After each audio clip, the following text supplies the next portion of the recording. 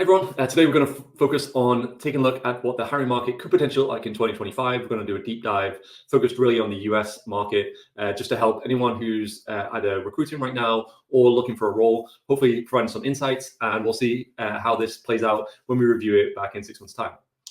So let's jump straight into it. The emphasis for this video came from a LinkedIn post I made at the end of last year, where I was trying to figure out, are we going to see hiring return in 2024 in the same way that we saw it in 2021 when we saw the last big boom in hiring?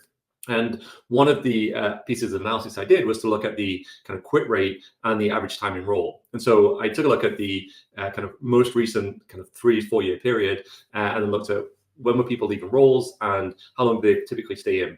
And what I found is that we had this kind of huge surge in exits in 2021, 2022, and the average time in role calculated around 2.8 years. This is for people on the kind of younger end of the spectrum, but probably kind of rounded up to about 3 years. So based on that, I thought, well, if we saw a huge amount of turnover in 2021, we could potentially see the same in 2024. So the question is, did that really happen, and how is the hiring market looking today? Well, before we jump into analyzing the last 3 years, I wanted to do a quick overview of why companies actually hire. For anyone who's not been in the space too long or is new to this area, there's kind of really 2 main reasons why you may want to make a hire. One is for a net new role. So this is generally if a company needs more people in the organization. This could be business growth, it could be investing in new technologies, it could be a new strategic initiative, maybe taking the company in a different direction, or it could be a market expansion if the company is deciding to spread its territories, either in the kind of local country or globally. When it's going to have to onboard new employees and really start to think about how they can capture a bigger market. And those are generally all net new roles. So they make it like each additional hire makes the overall organization bigger. The other type of hiring that a company does is backfill for roles. These generally come from 3 main areas, I would say. The first is natural attrition. So, generally people turn over in roles. They'll get hired out of a company for a new opportunity. This could be a net new role at another company or a backfill at another company, and this is how the market works. It could actually be from a reorganization within the company. So maybe the company has kind of shifted their roles to be more focused in a certain area. Maybe there's been a big layoff at the company within a function that is no longer a priority. And so the company now needs to kind of backfill in areas that are a priority, but it doesn't actually increase overall headcount of the organization. It's just kind of shifting the focus. And then the third type, which we also see, is internal growth. So this is where someone joined the company and then was promoted out of their role, perhaps into a new role that's maybe been created as a market expansion opportunity, but their old position now needs to be backfilled. And so that again will be kind of a net new role on the kind of promotion side, but the overall organization is potentially not getting any bigger, and that role is going to be backfilled. So these are the kind of like 2 main ways that a company will fill roles. And what I wanted to do is look at how do each of these 2 trends play out over the last 3 years.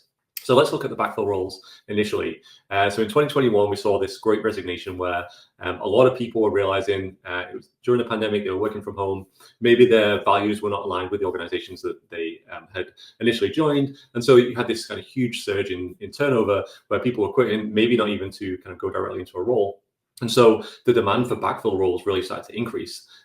It also was potentially related to net new hires in certain areas, especially if you think about e-commerce expanding it over that time. They had a huge surge in hiring. But the Great Resignation really created a huge kind of like the start of this kind of surge in backfill. That continued into 2022. So I think the Great Resignation was kind of late 21, early 22. And then by 2023, there's actually more of a steady backfill. So there wasn't so much of a huge demand. And this is where we really started to see recruiting really tail off.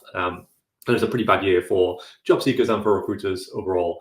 2024, we have started to see some hiring surge come back, and this is based on numbers from the Bureau of Labor Statistics. So it's kind of like looking at the overall trends across the country, as opposed to kind of individual sectors. And we know kind of tech has been one that has been lagging somewhat, but we are starting to see demand for those roles starting to come back now as we get towards the end of the year.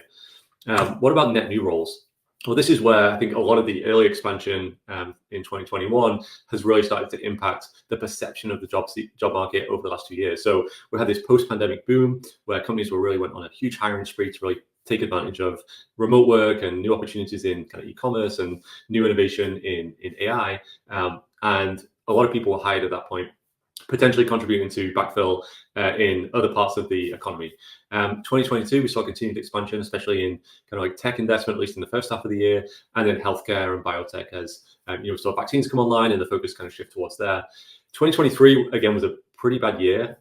There were very few backfills, and part of the reason for that was potentially because the number of net new roles decreased. We saw a lot of layoffs in 23 and 22, and so companies are, instead of expanding, we're actually getting smaller and really narrowing their focus. And then rolling into 2024, we've kind of seen somewhat of a stabilization. So although we are seeing kind of more backfilled roles, generally there's increased demand or increased supply of candidates for those roles, which is why the market, I think, still feels so competitive for a lot of people. So this is really like how things have played out over the last 3 years. But what does that mean for 2025? Well, if we take a look at the two areas, I think it does look quite promising overall. So if we think about net new roles, I think we'll probably see a rebound in demand for net new roles. We're already starting to maybe see anecdotally this trend starting to play out. If you look at LinkedIn, the number of job postings and new hires being made, especially in the recruiting space, which normally has to be built out before the big hiring surge starts. We're seeing business growth potential post-election in the US. There's a lot of uncertainty around, who's going to be the next president, what kind of policies are they going to enforce. I think once that uncertainty goes away, we're hopefully going to see more investment in business growth. AI has been front and center for the last 2 years. It doesn't seem like that's going to go away. In fact, I think we're going to see more transition towards that, more focus on automation. How can you do more with less? And how do you bring some of the more legacy industries into kind of modern times, especially if you think about investment in manufacturing and supply chain in the US. I think we could see some kind of big growth in technology and innovation, and then market expansion as well as the global markets recover. Hopefully things start to return to normal, although you'll see how that plays out. But there could be increased opportunity for kind of global growth with that stability and the kind of reduction in inflation rates. What about the backfill? Well, I think we're going to see a surge in attrition. I think related to the net new roles, in that if there are more opportunities outside of an organization than inside, you're actually going to have people get pulled out of companies into new positions in growing organizations. But also, if you start to think about that trend that I showed earlier, where we had this huge surge in people leaving and starting and joining new companies in 2021 and 2022.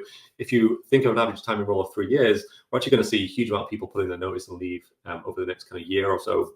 So there's going to be that natural attrition. There's also some delayed hiring, as maybe companies have kept backfill roles over the last 12 months in 2024, trying to cut costs as much as possible, perhaps now starting to see some of the strain on their current employees, which actually could cause increased attrition. But hopefully they'll kind of respond by actually backfilling those roles that maybe not been on the books for a while. And then increased workforce reorganization. We talked about digital transformation and incorporation of AI. As companies start to think about what that looks like in 2025, they're going to realize they're going to need kind of like a new skill set within different parts of the organization. So I think we could start to see companies really start to kind of invest in filling certain roles, maybe moving key personnel around. But fingers crossed, that's going to mean we're going to see a big demand in both areas, which should really drive the hiring market in 2025. So if you're a job seeker, what does that mean? Well, I think 3 things to be aware of. 1, be prepared for new opportunities. Keep your eye on the market. Especially in industries that you're interested in and organizations that you've been following. Stay close to the job market and see where those opportunities are starting to come from, so that you can jump on them as soon as they arrive. I think we should expect to see more open roles. So again, if you're watching the job market, hopefully you're going to start to see those materialize. Make sure that you've already done your prep to position yourself well for the kind of roles that you're considering. And I think a big one is focusing on the types of skills that are likely to be in demand in 2025. So working with AI, working with data, even if you're not an engineer, really being literate in those kind of areas in which companies are really going to expect to have strong skill sets. I think it's going to be really helpful for you going into the new year.